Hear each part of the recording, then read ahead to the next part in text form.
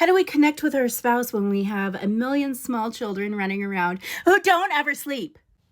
Sorry, just, little PTSD. I have a few ideas.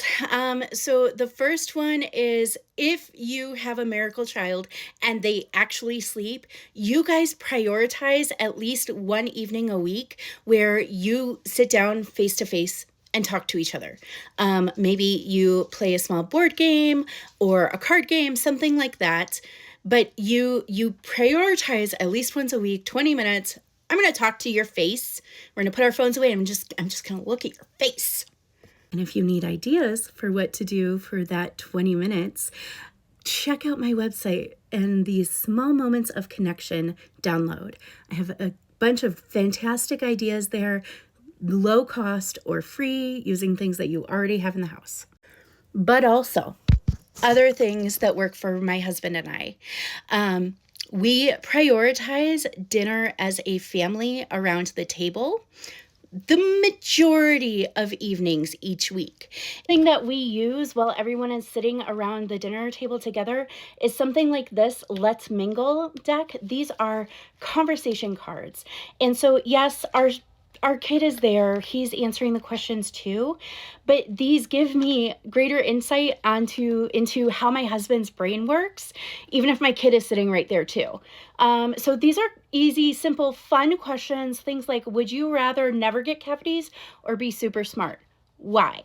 Right? And so then you get like talking and debating.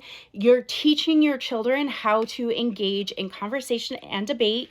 You are modeling that sort of relational conversation for your children, which means you're being good parents, but you're also getting more insight into why they think the way that they do. We also prioritized from my son's infancy, sending him to a babysitter, whether that was a family member or I have a group of families that I will trade babysitting with. So my son can either go for the day to my friend's house or he could go for a sleepover at their house, and then I will watch her kids. But building a community of reliable childcare that I can swap for free has been so good for my marriage. Sorry about the dogs in the background. There's a squirrel. It's here to unalive me, obviously. And the other thing that we do in this house is called special time. We will front load my son with 10 to 15 minutes of personalized attention for him. So he gets to choose whatever he wants to play for 10 to 15 minutes. And then after that 10 to 15 minutes is up, like we set a timer, we set him up, I'm not going to lie, with a screen and a snack, and he and I will sneak off to the bedroom for our own special time, because my son knows that his special time is sacred. He knows that his time with daddy will never be interrupted with me asking daddy to unload the dishwasher or asking my son to start a load of laundry or anything like that. That time is sacred and uninterruptible. We have trained my son that when mommy and daddy are having special time, don't interrupt us.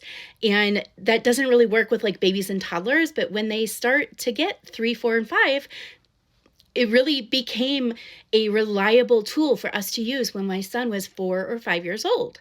Now, does he sometimes forget? Absolutely, but we remind him, mommy and daddy are having special time. And no, special time does not have to be code for special time. Sometimes I just need to talk to him for 20 minutes, right? But intentionally training our son to have that sort of expectation that when someone in the house is having special time with someone else, doesn't matter what activity is happening, that time is sacred and you cannot interrupt it. These days, this is the more likely interrupting culprit.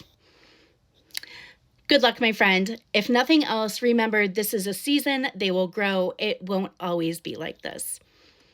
Go have good intimacy.